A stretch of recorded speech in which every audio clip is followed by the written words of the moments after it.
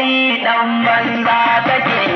kura mata ka lafiya mai gida na kai da kai nake ilimi yau ya gani na gani shehu Burhama shi ne ya sani kuma yau kamar gani wayo min shehu da kai nake kura mata ka lafiya mai gida na kai da kai nake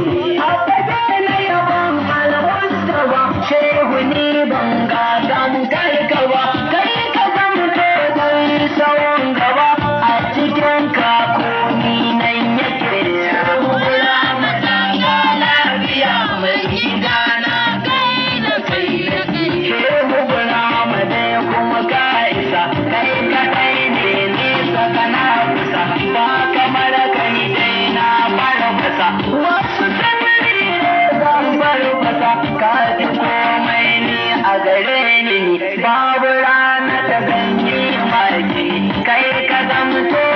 na magani shehu Burhama kai ne daladi maganin dukarin dai radadi shehu Burhama kai ne can sama kai ka zamto dukan rahama ba ka barka dukan al'umma inda ka rike annabi shugaba na gaban dukanin dai ai gaba ga kadai kuma dan